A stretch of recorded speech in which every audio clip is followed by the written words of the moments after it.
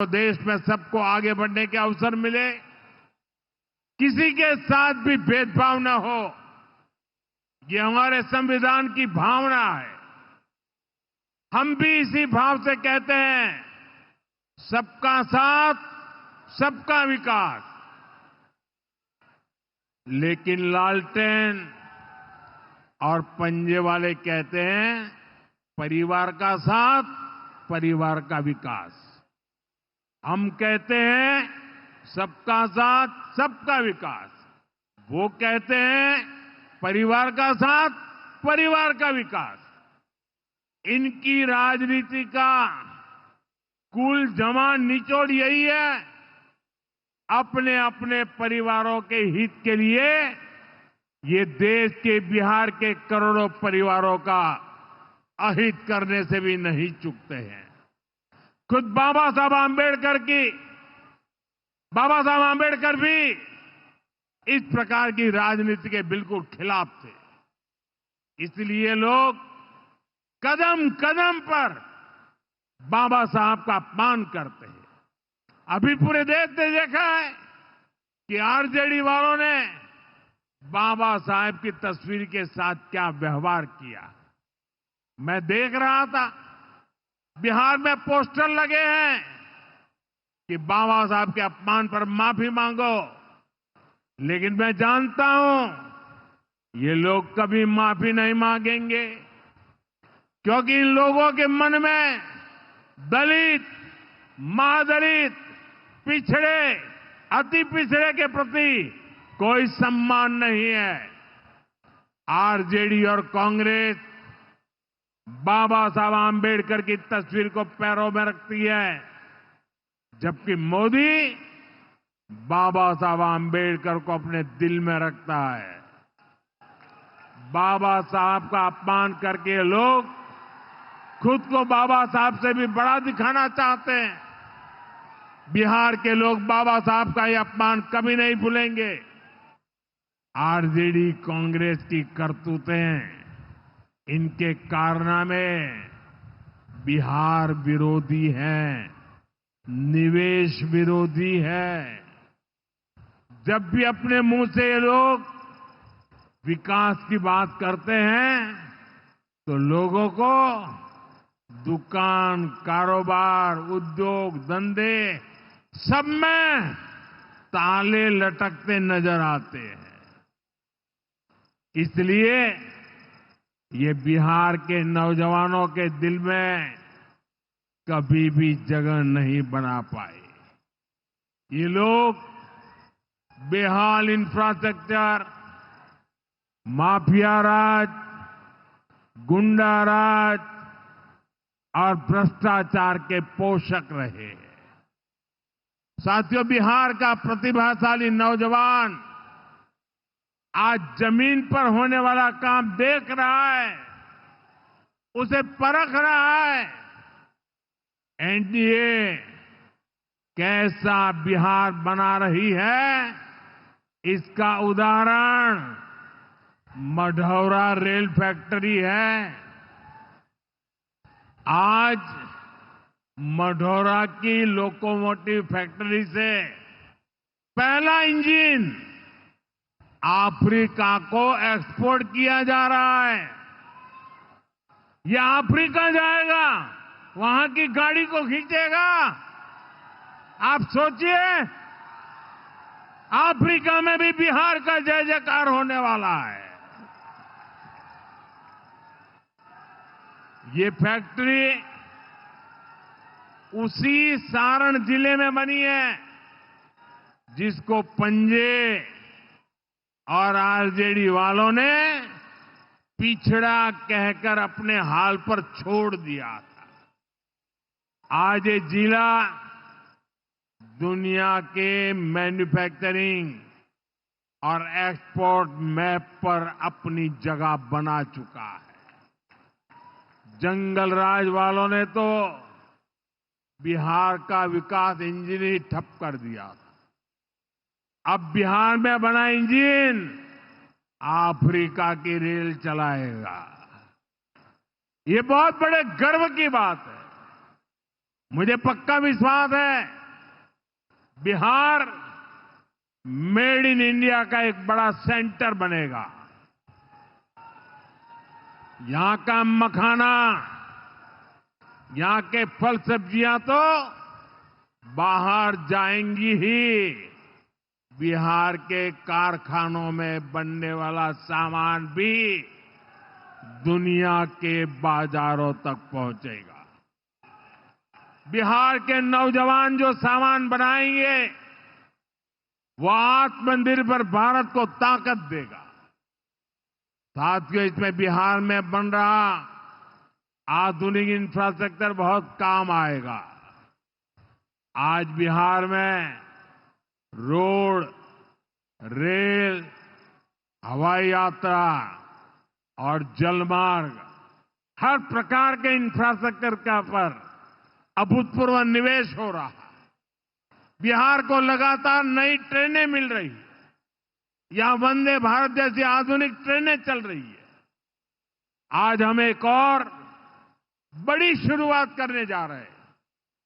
सावन शुरू होने से पहले आज बाबा हरिहरनाथ की धरती वंदे भारत ट्रेन से बाबा गोरखनाथ की धरती से जुड़ गई है।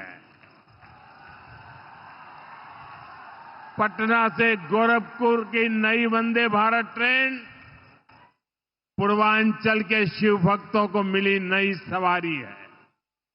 ये ट्रेन भगवान बुद्ध की तपोभूमि को उनकी महापरिनिर्वाण भूमि कुशीनगर से जोड़ने का भी माध्यम है।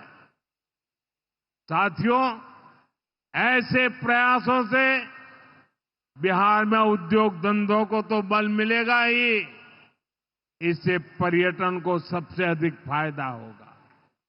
इससे दुनिया के टूरिज्म मैप में भी बिहार और अधिक निखर कर सामने आएगा। यानी बिहार के नौजवानों के लिए रोजगार के अनगिनत अवसर बनने वाले हैं। जैसे आप सब जानते हैं, मैं कल ही विदेश से लौटा हूं। इस दौर में मेरी दुनिया के बड़े बड़े समृद्ध देशों के नेताओं से बात हुई।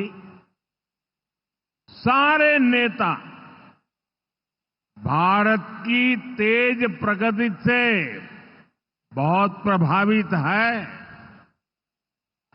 वो भारत को दुनिया की तीसरी बड़ी आर्थिक महाशक्ति बनते देख रहे हैं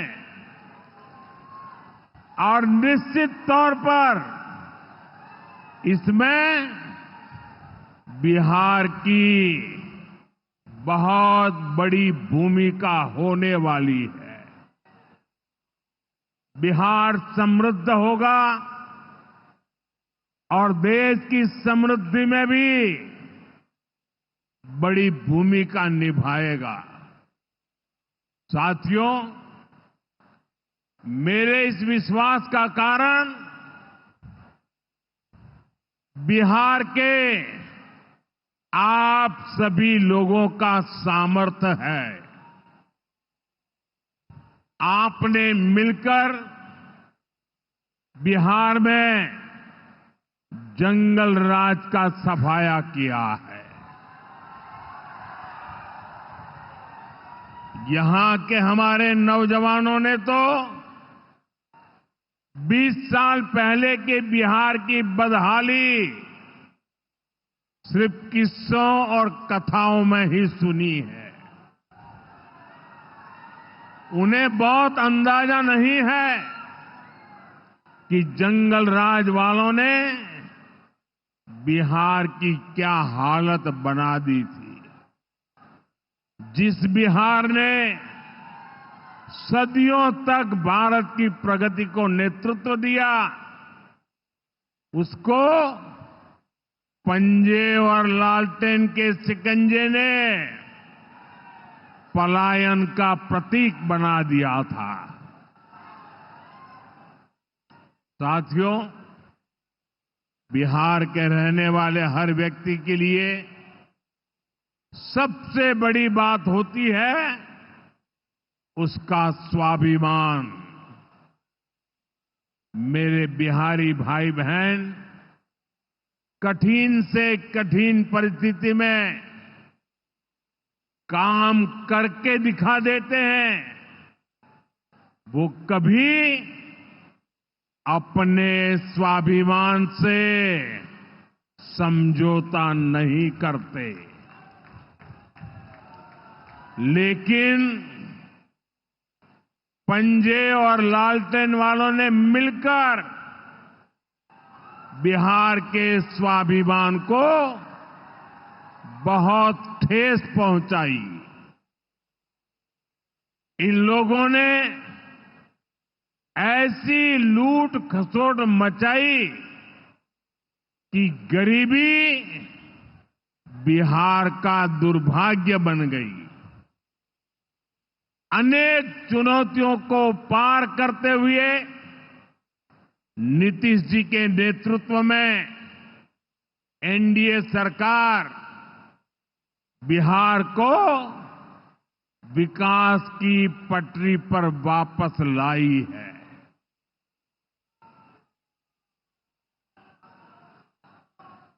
और मैं बिहार वासियों को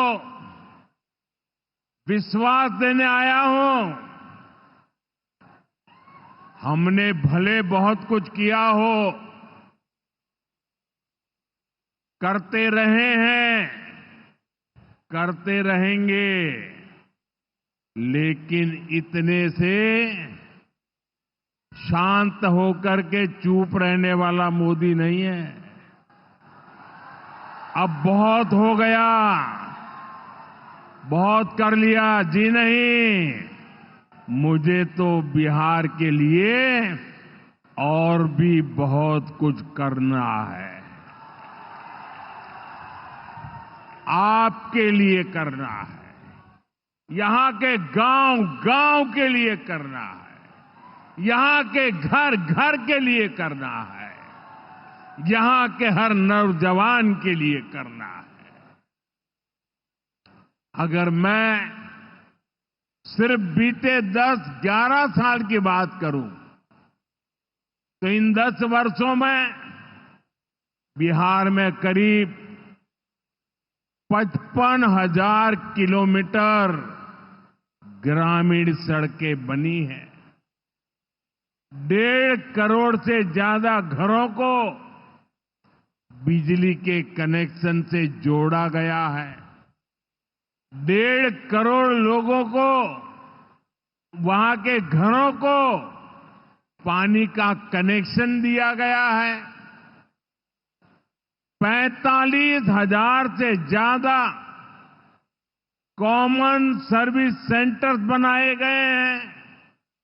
आज बिहार के छोटे छोटे शहरों में नए नए स्टार्टअप्स खुल रहे हैं। साथियों, बिहार की प्रगति के लिए हमें ये गति लगातार बढ़ती है, बढ़ाते रहना है। और इसी समय बिहार में जंगल राज लाने वाले मौका देख रहे हैं कि किसी भी तरह फिर से अपने पुराने कारनामे करने का मौका ढूंढ रहे हैं। बिहार से आर्थिक संसाधनों पर कब्जा करें, इसके लिए वो तरह तरह के हथकंडे अपना रहे हैं। इसलिए मेरे बिहार के प्यारे भाइयों बहनों, आपके उज्जवल भविष्य के लिए, आपके बच्चों के उज्जवल भविष्य के लिए आपको बहुत ही सतर्क रहना है। समृद्ध बिहार की यात्रा पर ब्रेक लगाने के लिए तैयार बैठे लोगों को कोसों दूर रखना है।